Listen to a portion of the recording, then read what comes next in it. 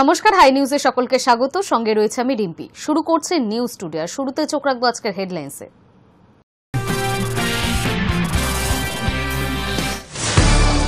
ভোটারদের নাম বাদে বিজেপির চক্রান্তের বিরুদ্ধে বারবার সরব মুখ্যমন্ত্রী। মঙ্গলবার ইলামবাজারের সভা থেকে এ নিয়ে এবার অনুব্রত কাজলকে মাঠে নামার নির্দেশ দিলেন তিনি। কারো নাম যেন বাদ না যায় সেই নির্দেশ দেন মুখ্যমন্ত্রী। মুখ্যমন্ত্রী মমতা বন্দ্যোপাধ্যায়কে চ্যালেঞ্জ রাজ্যের বিরোধী দলনেতা শুভেন্দু অধিকারী। তার হুঁশিয়ারি, পশ্চিমবঙ্গের ভোটার তালিকা থেকে অবৈধ এবং ভুয়ো নাম বাদ যাওয়া কেউ আটকাতে পারবে না।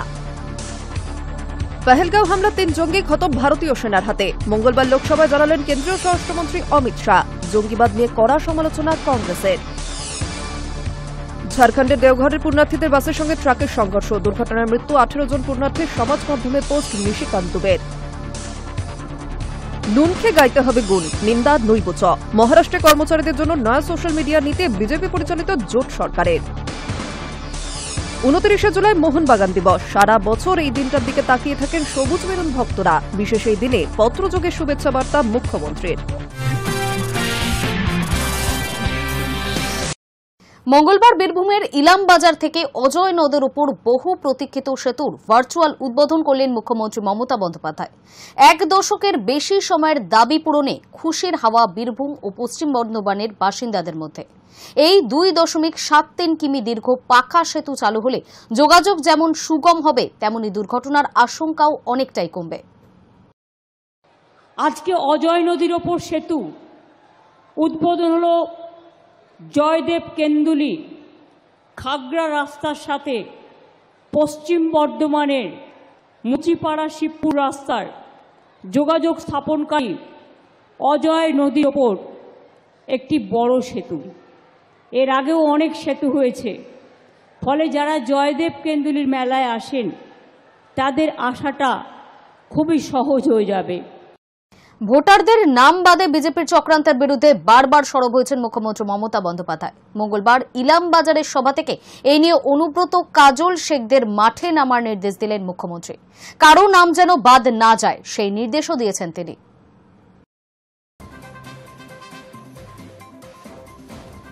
মঙ্গলবার বীরভূমের ইলামবাজারে সরকারি পরিষেবা প্রদান অনুষ্ঠানে যোগ দেন মুখ্যমন্ত্রী। যোগাযোগ ব্যবস্থার উন্নতিতে জয়দেব সেতু শহর উদ্বোধন সহ একাধিক প্রকল্পের কথা ঘোষণা করা হয়। সরকারি অনুষ্ঠানের মাঝেই ভোটার তালিকা থেকে শুরু করে বাঙালি নির্যাতন কেন্দ্রীয় বঞ্চনা নিয়ে সরব হন মুখ্যমন্ত্রী মমতা বন্দ্যোপাধ্যায়। তার অভিযোগ, অসম, ওড়িশা, গুজরাট, মধ্যপ্রদেশ, উত্তরপ্রদেশ সহ সমস্ত ডাবল ইঞ্জিন সরকার অর্থাৎ বিজেপি শাসিত রাজ্যের স্বরাষ্ট্রমন্ত্রকের নির্দেশে বাঙালিদের ওপর অত্যাচার হচ্ছে। আসলে বাংলায় প্রতিভা পরিশ্রমের সঙ্গে পেরে উঠছে না বলে এত অত্যাচার। হিংসার তো কোনো ওষুধ নেই। যারা ওইসব রাজ্যে কাজ করেন তারা দীর্ঘ 20-25 বছর ধরে সেখানে কাজ করছেন। সব বৈধ নথি রয়েছে, তা সত্ত্বেও ডিটেনশন ক্যাম্পে আটকে রাখা হচ্ছে, থানায় ঘোরানো হচ্ছে।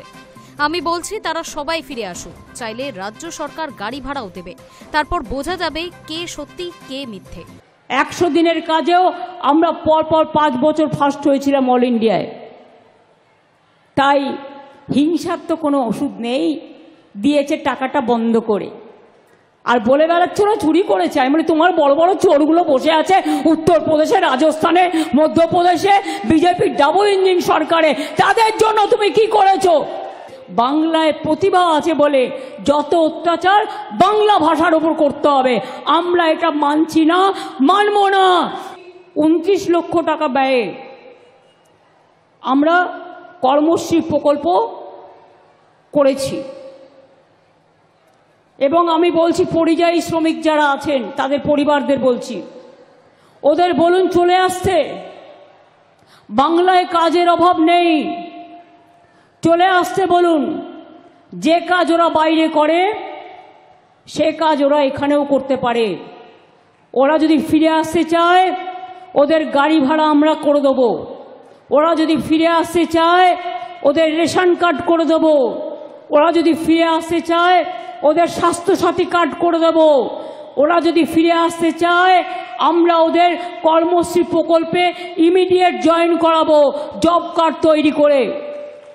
এরপরই মমতার বার্তা, সবাই নতুন করে ভোটার তালিকায় নাম তুলবেন, আসল লোকের নাম যেন বাদ না যায়। এভাবে এনআরসি চালুর ষড়যন্ত্র চলছে। অসমেও হয়েছে, বাংলাতেও ওরা চেষ্টা করছে, কিন্তু প্রাণ থাকতে আমরা এনআরসি হতে দেব না, রুখে দেব। কারো নাম ভোটার তালিকা থেকে বাদ গেলে প্রতিবাদ করবেন, বিএলওকে বলবেন এটা আপনার সাংবিধানিক অধিকার, আপনার রক্ষা কবচ। যেসব সংখ্যালঘুরা বাইরে কাজ করেন তারাও নাম তুলুন। এরপরই অনুব্রত মণ্ডল, কাজল শেখ, শতাব্দী রায় সহ জেলার সকল নেতাকে নিজের নিজের এলাকায় নজরদারির নির্দেশ দিয়েছেন Mamata Bandyopadhyay. High news network. মুখ্যমন্ত্রী মমতা বন্দ্যোপাধ্যায়কে চ্যালেঞ্জ রাজ্যের বিরোধী দলনেতা শুভেন্দু অধিকারীর।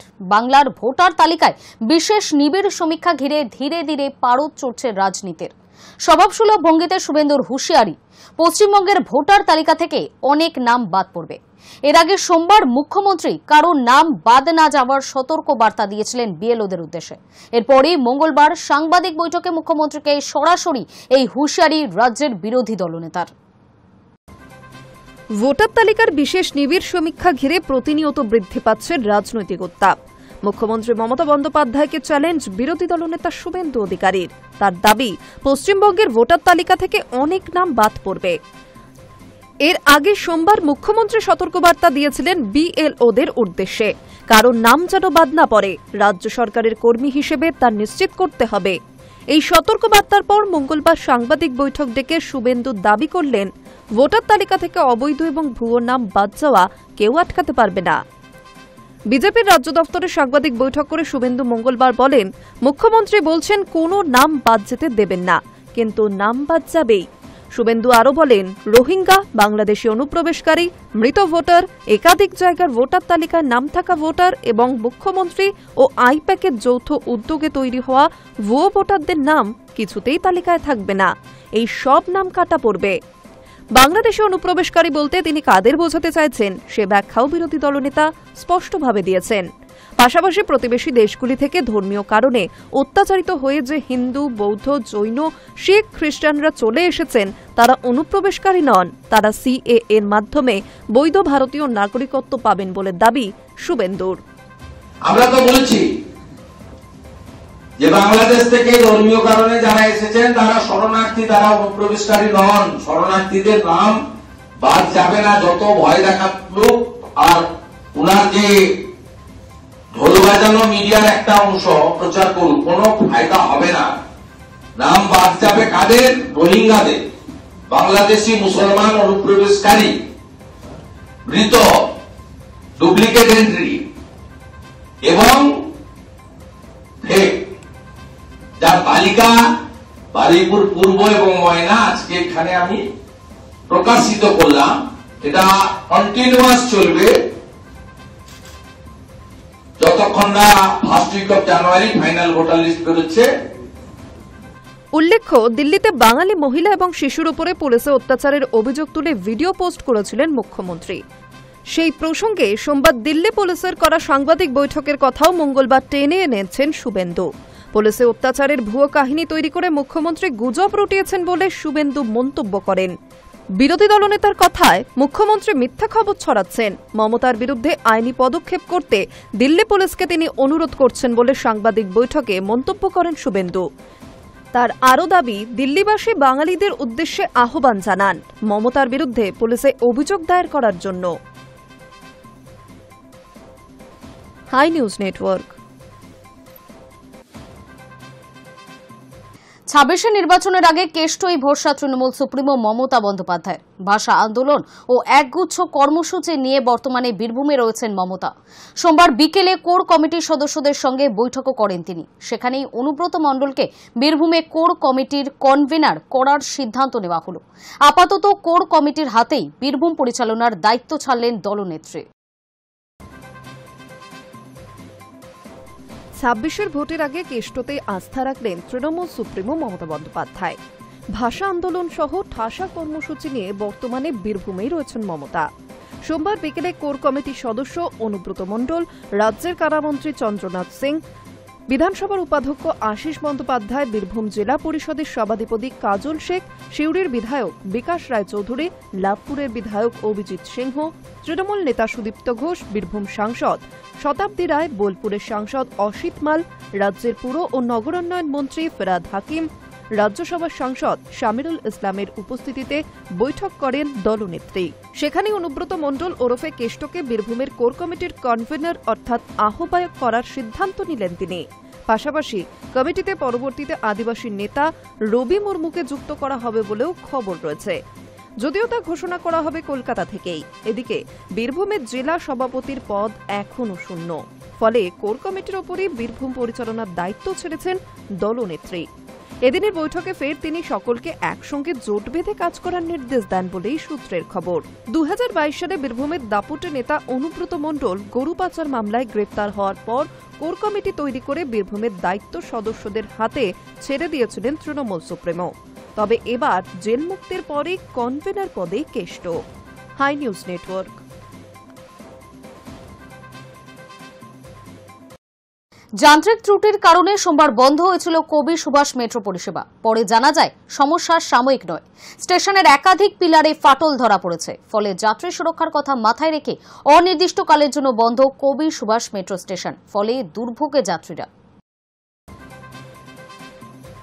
সোমবার দুপুরে যান্ত্রিক ত্রুটির জেরে সাময়িকভাবে বন্ধ করা হয়েছিল কবি সুভাষ মেট্রো স্টেশনের পরিষেবা। তবে সন্ধ্যের পর মেট্রোর তরফে জানানো হল সমস্যা সাময়িক নয়, স্টেশনের একাধিক পিলারে ফাটল ধরা পড়েছে। ফলে যাত্রী সুরক্ষার কথা মাথায় রেখে অনির্দিষ্টকালের জন্য পরিষেবা বন্ধ রাখার সিদ্ধান্ত নেওয়া হয়েছে কবি সুভাষ মেট্রো স্টেশনের। মেট্রো কর্তৃপক্ষের তরফে জানানো হয়েছে, যতদিন না পর্যন্ত সংস্কারের কাজ শেষ হচ্ছে এবং স্টেশনের পরিকাঠামোকে সম্পূর্ণ নিরাপদ বলা যাচ্ছে, ততদিন এই স্টেশনে ট্রেন চলাচল বন্ধ থাকবে। এই খবর সামনে আসতেই চাঞ্চল্য ছড়িয়েছে যাত্রীদের মধ্যে। কারণ কবি সুভাষ শুধু একটি মেট্রো স্টেশন নয়, এটি দক্ষিণ কলকাতার একটি গুরুত্বপূর্ণ পরিবহন কেন্দ্র। এর পাশেই নিউ গড়িয়া রেল স্টেশন, যেখানে শিয়ালদা শাখার একাধিক গুরুত্বপূর্ণ ট্রেন দাঁড়ায়। মেট্রো ও রেল দুটির সংযোগস্থল হিসেবে দীর্ঘদিন ধরেই এই স্টেশনটি যাত্রীদের কাছে অত্যন্ত গুরুত্বপূর্ণ। দক্ষিণ 24 পরগনার বিস্তীর্ণ এলাকা থেকে প্রতিদিন হাজার হাজার যাত্রী কবি সুভাষ মেট্রো স্টেশন ব্যবহার করেন শহরের কেন্দ্রে যাওয়ার জন্য। এবার সেই যাত্রীদেরই বড় সমস্যার মুখে পড়তে হবে। বিকল্প ব্যবস্থা না থাকায় সকাল সন্ধ্যার ব্যস্ত সময় বাড়তে পারে ভিড় এবং চাপ। তবে প্রশ্ন উঠছে, যে স্টেশনের ওপর এতদিন ধরে এমন বিপুল যাত্রী নির্ভরতা, সেই স্টেশনের পরিকাঠামোয় কিভাবে এমন ফাটল? মেট্রো রেলের পরিকাঠামো রক্ষণাবেক্ষণ নিয়ে উঠছে অভিযোগও। যদিও মেট্রো কর্তৃপক্ষ জানিয়েছে, ফাটলের বিষয়ে কোনো রকম ঝুঁকি নেওয়া হবে না, পরিস্থিতির ওপর নজর রাখা হচ্ছে। প্রয়োজনীয় মেরামতির কাজ দ্রুত শুরু হবে। এখন দেখার কবে পর্যন্ত স্থগিত থাকে কবি সুভাষ মেট্রো স্টেশনের পরিষেবা। আপাতত যাত্রীদের ভরসা দক্ষিণ দিকের অন্যান্য মেট্রো স্টেশন কিংবা বিকল্প পরিবহন ব্যবস্থা। তবে তার ফলে নিত্যযাত্রীদের মধ্যে চাপ যে বাড়বে সেটা বলাই বাহুল্য। High news network. সময় এখন একটা ছোট্ট বিরতির।